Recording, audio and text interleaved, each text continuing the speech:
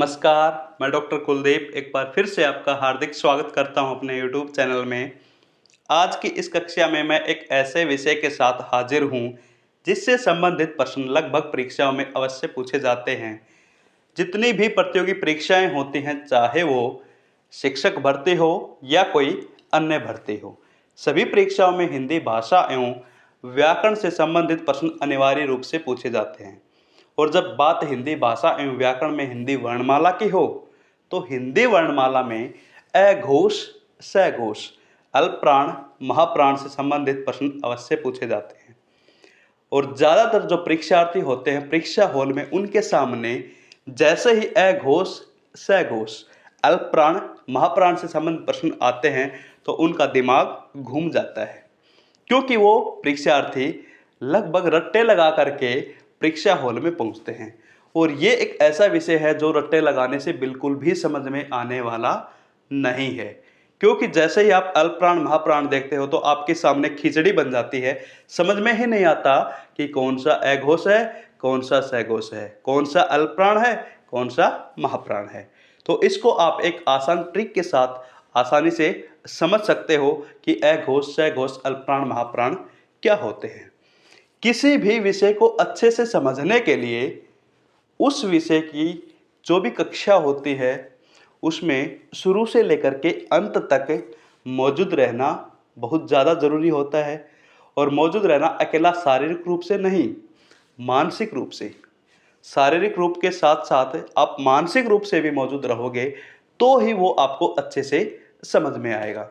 मैं आपसे भी आशा करता हूं कि आप भी इस कक्षा में शुरू से लेकर के अंत तक शारीरिक और मानसिक दोनों रूप से मौजूद रहोगे। तो आइए अब हम शुरू करते हैं कि अघोष क्या है, सघोष क्या है, अल्पप्राण क्या है, महाप्राण क्या है। तो सबसे पहले मैं आपको बता देता हूं कि घोष होता क्या है। घोष होता है स्वर तंत्रियों में कंपन। जो हमारे कंठ में स्वर तंत्रियां होती हैं, इनमें कंपन होता है। जब भी हम किसी भी ध्वनि का उच्चारण करते हैं, वही कंपन घोष कहलाता है। इसके अलावा आप इस प्रकार से भी समझ सकते हो, जैसे आप मंदिर में जाते हो, घंटी बजाते हो, और घंटी बजाने के बाद में उस घंटी की जो आवाज़ होती है बहुत देर तक हवा में मौजूद रहती है, वो गूंजती रहती है। उसी गूंज को आप घोष कह सकते हो। या इसके अलावा आपने कभी किसी साधु, महात्मा या पुजारी को शंख बजाते हुए देखा होगा, और वो महात्मा शंख बजाते हैं तो वो जो ध्वनि होती है काफ़ी देर तक हवा में गूंजती रहती है, उसी को हम घोष कहते हैं। या फिर आप आसान तरीके से समझना चाहते हो तो आपने कभी ऐसे बर्तन उठाया होगा कांसे का, और उठाते समय वो बर्तन एकदम से फर्श पे गिर गया, और उसकी कितनी भयानक तरीके से आवाज़ होती काफ़ी देर तक। वो जो आवाज़ हो रही है, वो जो गूंज हो रही है, उसी को हम घोष कहते हैं। हिंदी वर्णमाला में घोष को आप इस प्रकार से समझ सकते हो। तो मैं आपको बताता हूं कि घोष के बारे में। सबसे पहले तो घोष, घोष का अर्थ मैंने अभी आपको बताया था, स्वर तंत्रियों में कंपन होना, या आप इसको नाद भी कह सकते हो। नाद, नाद आपने सुना होगा। अभी मैंने जो शंख का उदाहरण दिया, इसके अलावा बहुत सारे और भी उदाहरण हैं इनके। जब आप टीवी पर या फिर कहीं और आपने देखा होगा, युद्ध होता है। जब युद्ध होता है तो युद्ध मैदान में, उस रण में, युद्ध शुरू होने से ठीक पहले एक वाद्य यंत्र से घोषणा की जाती है कि युद्ध प्रारंभ हो चुका है। और वही जो घोषणा होती है उस गूंज के साथ, उस वाद्य यंत्र की गूंज के साथ, उसी को आप घोष कह सकते हो। तो हिंदी वर्णमाला में जो घोष है वो दो प्रकार से है। पहला आपका अघोष, क्या है, अघोष। और दूसरा है आपका सघोष। इसको अघोष को क्या कहेंगे, सघोष। ठीक है। अब देखो कि अघोष क्या होता है। जिन ध्वनियों का उच्चारण करते समय केवल श्वास का प्रयोग होता हो। देखो, जिन ध्वनियों का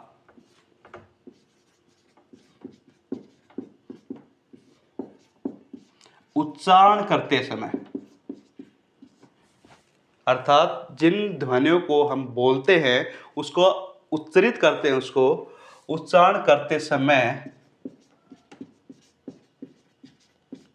केवल श्वास का प्रयोग हो। श्वास होता है सांस।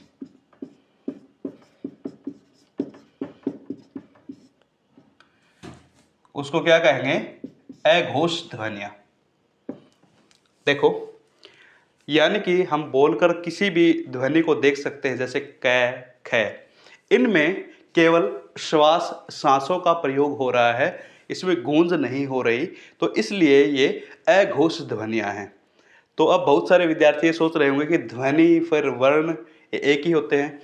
इनमें भी थोड़ा सा अंतर होता है, उसको भी आप साथ साथ समझ लो।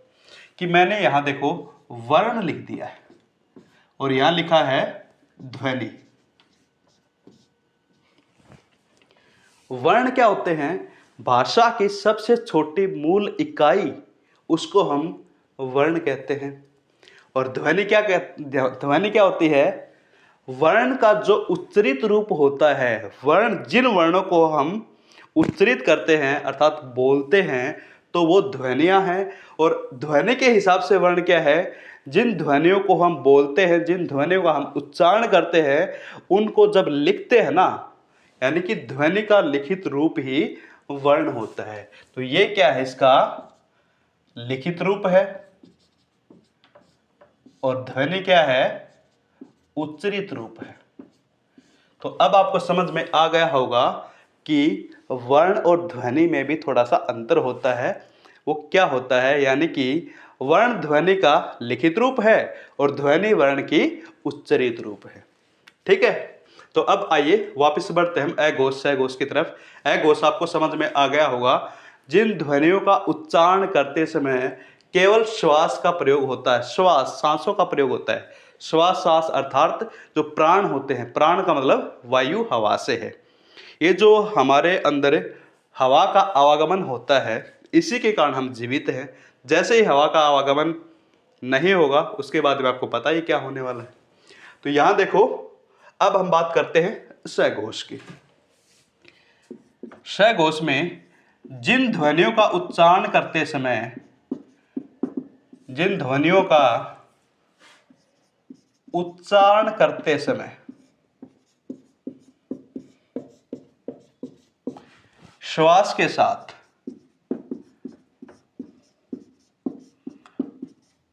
नाद या घोष उत्पन्न हो,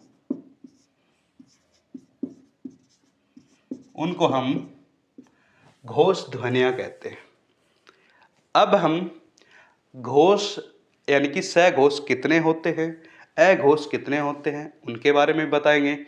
इसके साथ साथ में एक चार्ट के माध्यम से मैं आपको पूरा समझा देता हूं कि हिंदी वर्णमाला में जो अघोष क्या है, सघोष क्या है। आइए शुरू करते हैं।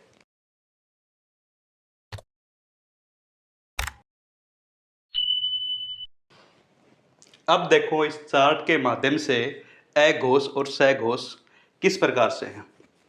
जितने भी आपको काले रंग के यहाँ पे अक्षर दिखाई दे रहे हैं, चाहे वो सभी स्वर हों या इसके अलावा नीचे जो व्यंजन हैं इनमें दिखाई दे रहे हैं, ये सभी सघोष होते हैं।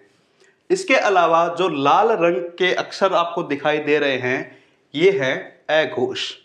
अघोष की संख्या होती है 13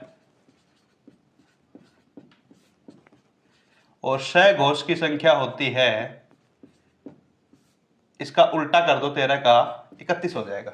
यानी कि 3 इस तरफ ले आओ, 1 को उस तरफ ले जाओ। अघोष 13 होते हैं हिंदी वर्णमाला में और सघोष 31 होते हैं। किस प्रकार से?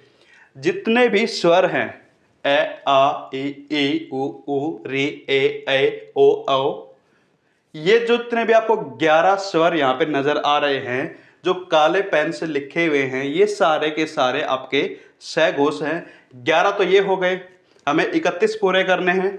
इसके बाद में ग घ ng, क वर्ग में देखो जो कंठ से बोले जा रहे हैं, ग घ ng, इनमें भी गूंज उत्पन्न हो रही है, घोष उत्पन्न हो रहा है। तो 11 और ये 3 14। इसके बाद में च वर्ग वाले देखो, ज झ ये 14 और 3 17। ट वर्ग में होते हैं ड ढ न 17 और 3 20। त वर्ग में भी 3 है, द ध न 20 और 3 23। इसके बाद में प वर्ग में भी 3 है, ब भ म 23 और 3 26। इसके बाद में अंतस्थ सभी य र ल व 26 और 4 30।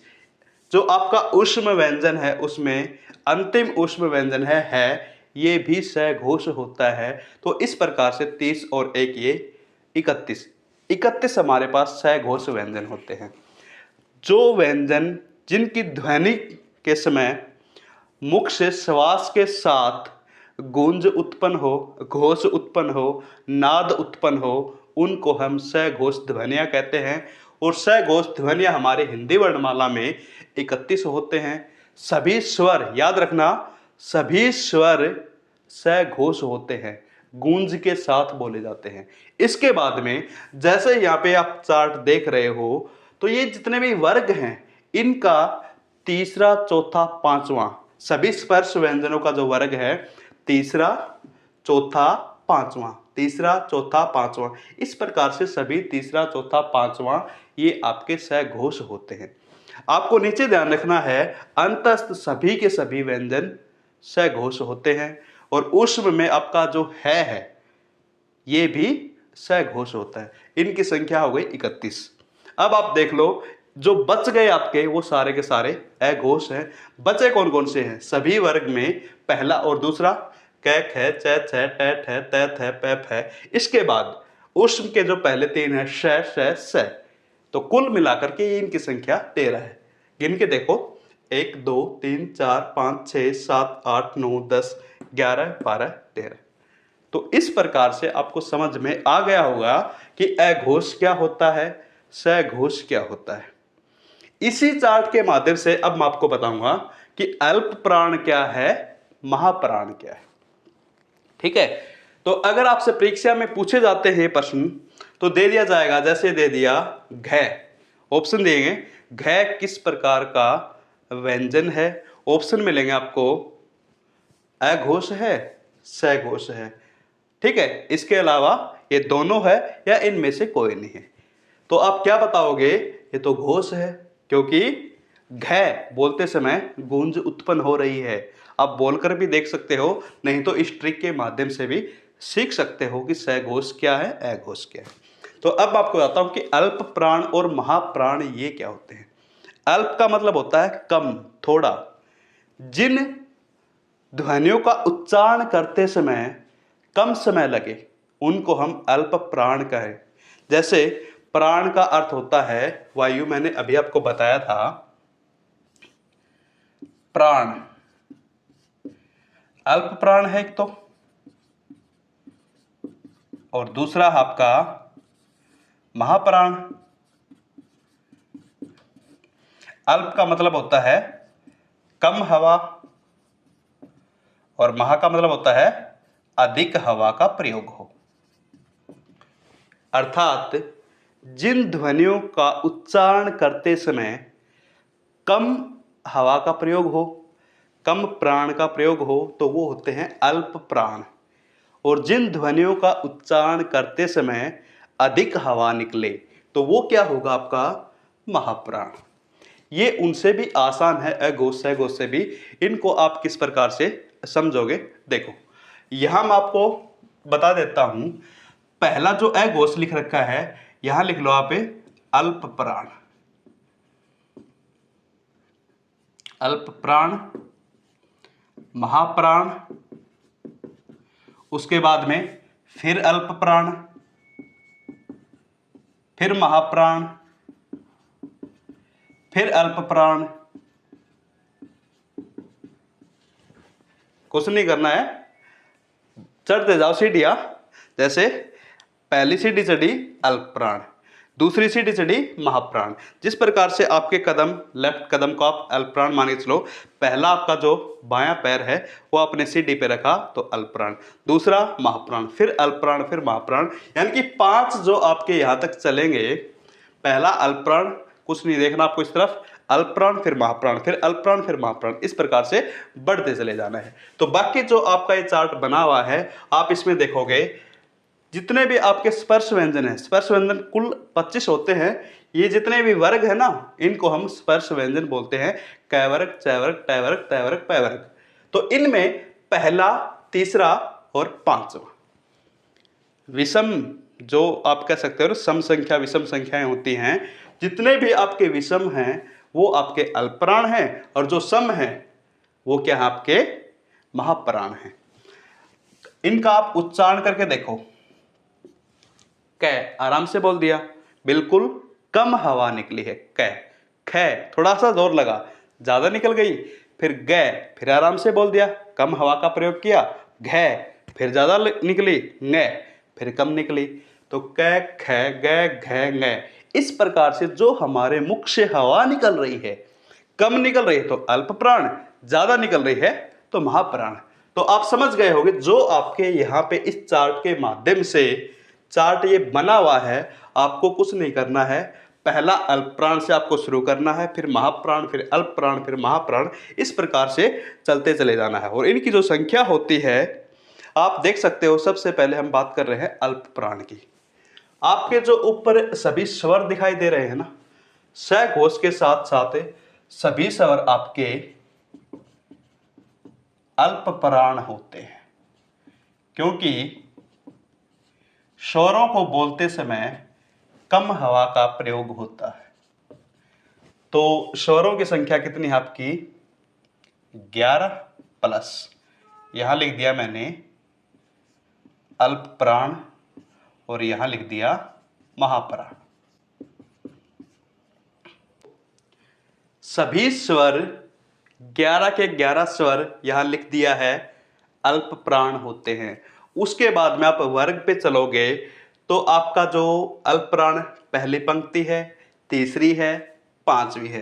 प्रत्येक पंक्ति में आपके 5-5 व्यंजन हैं जो अल्पप्राण है। 5 गुणा 3, 1 2 3 4 5 6 7 8 9 10 11 12 13 14 15 15 हो गए हमारे स्पर्श व्यंजन में अल्पप्राण। इसमें एक और होता है जो यहां लिखा जाता है, जिसको हम द्विगुण बोलते हैं, ड, ये भी अल्पप्राण होता है। तो 15 और 1 16। इसके बाद में आप यहां देखोगे य, र, ल, व, ये भी सारे के सारे आपके अल्पप्राण हैं।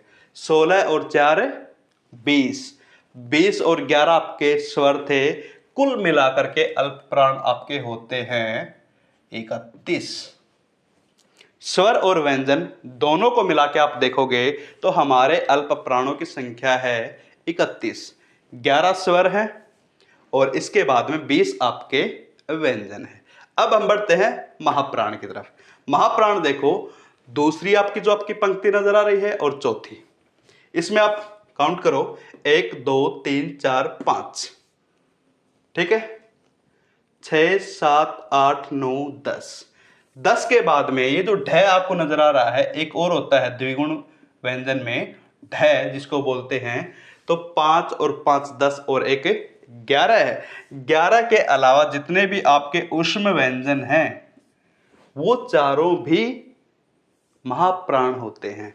तो ये इनकी संख्या 11 थी और 11 और 4 15। इस प्रकार से महाप्राण 15 होते हैं। समझ में आ रहा होगा? तो एक बार मोटे तौर से फिर से आपको मैं समझा देता हूं अघोष, सघोष, अल्पप्राण, महाप्राण के बारे में। अघोष जिन ध्वनियों का उच्चारण करते समय मुख से केवल श्वास का प्रयोग हो, उसको हम अघोष ध्वनियां कहते हैं। अघोष जो ध्वनियां होती हैं उनकी संख्या 13 है, ठीक है। उसके बाद में सघोष, जिन ध्वनियों का उच्चारण करते समय श्वास के साथ साथ घोष उत्पन्न हो, नाद उत्पन्न हो, उनको हम कहेंगे सघोष ध्वनियाँ। इनकी संख्या 31 होती है। 13 का आप उल्टा कर लो, वो 31 हो जाएगा। अब बात कर रहे हैं अल्प प्राण की। जिन ध्वनियों का उच्चारण करते समय मुख से बिल्कुल कम हवा निकले, उनको हम अल्प प्राण कहते हैं। और अल्प प्राण की संख्या जो है हमारी, वो भी 31 ही होती है। जितनी सघोष की संख्या है, उतनी ही अल्प प्राण की भी संख्या है। सभी जो स्वर है वो सघोष भी थे और सभी स्वर अल्प प्राण भी है। उसके बाद में हम बात कर रहे हैं महाप्राण की। अल्प प्राण की संख्या 31। महाप्राण जिन ध्वनियों का उच्चारण करते समय मुख से अधिक हवा निकले, उसको क्या कहेंगे हम? महाप्राण। महाप्राण की जो संख्या है वो, वैसे तो बहुत सारे विद्वान इसके ऊपर जो नजर आ रहा आपको ये ढ, इसको यहाँ नहीं लेते हैं, 14 बताते हैं। लेकिन कुल मिलाकर जब हम इनकी संख्या की बात करते हैं तो 14 जमा 1 15 हो जाता है। तो इस प्रकार से महाप्राण की जो संख्या है वो 15 होती है। तो अब हम देखते हैं कि परीक्षा में किस प्रकार से प्रश्न पूछे जाते हैं। आपको यहां नजर आ रहा है ग, ग दे दिया। अब पूछेंगे आपसे कि ग अल्प प्राण है या महाप्राण है। दो ऑप्शन हो गए, अल्प प्राण का, महाप्राण का। तीसरा ऑप्शन आपका सघोष का। चौथा ऑप्शन आपका अल्प प्राण और सघोष दोनों। तो आप ये देखो कि अल्प प्राण भी है, सघोष भी है, तो ये दोनों वाला है, उसको आप टिक कर सकते हो। इसी प्रकार से कहीं से भी आप उठा के देख सकते हो। और ज्यादातर ये पूछा जाता है के बारे में, क्योंकि ये सघोष भी है, महाप्राण भी है। ठीक है, तो इस प्रकार से ये देखो, इस वर्ग में श जो उष्म वर्ग है ना, उष्म व्यंजन, उनमें देखोगे पहले वाले ये जो तीनों हैं वो अघोष हैं, किंतु है इसका सघोष है। तो इस प्रकार से लगभग आपकी समझ में अब आ गया होगा कि अल्प प्राण क्या होते हैं, महाप्राण क्या होते हैं, अघोष क्या है, सघोष क्या होता है। अब मिलते हैं अगली कक्षा में। जो विद्यार्थी चैनल पर नए हैं वो चैनल को सब्सक्राइब जरूर कर लेना। जय हिंद, जय भारत, वंदे मातरम।